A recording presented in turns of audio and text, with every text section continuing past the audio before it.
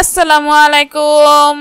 কেমন আছো সবাই? নিশ্চয়ই আল্লাহর রহমতে ভালো আছেন। তো আছো সবাই আমার জন্য বেশি বেশি দোয়া করবা যেন আমি ভালো থাকি, সুস্থ থাকি, আর আমার পরিবারের সবাই ভালো থাকে, সুস্থ থাকে। যাই হোক, আজকে একটা নতুন ভিডিও নিয়ে চলে আসছি, সেটা হচ্ছে বিড়ালকে গিফট দেওয়া নিয়ে। তো আমরা সবাই সচরাচর ফ্যামিলি মেম্বারদের গিফট দিই। কখনো কি পোষা প্রাণীকে গিফট দিছি?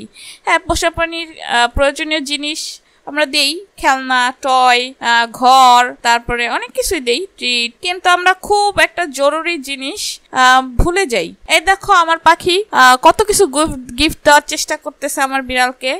প্রথমে কি দিল, এটার নাম কি? নাম আমি জানি না, সঠিক নাম জানলে সবাই কমেন্ট করে জানাই দিও যে যে জানো।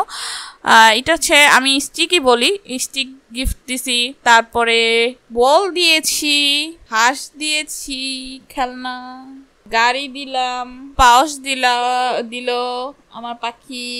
কিন্তু আমার পাখি একটা বল দিছে, চিকিমিকিওয়ালা বল। তারপরে বেল দিছে, ক্যাট ফুড দিয়েছে। কিন্তু জরুরি জিনিসটাই আমরা হয়তো দেই না। ঠিক আছে, জরুরি জিনিসটা হলো thermometer.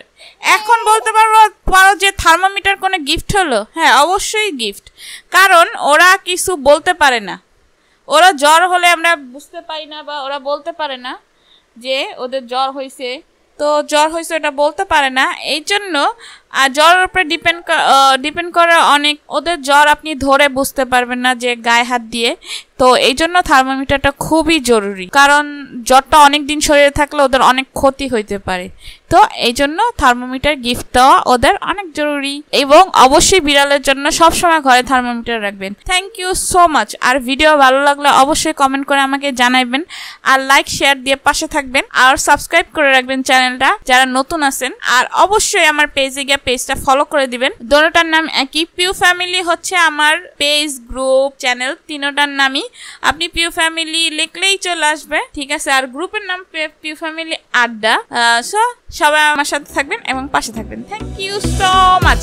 Tata, bye bye, Allah হাফেজ।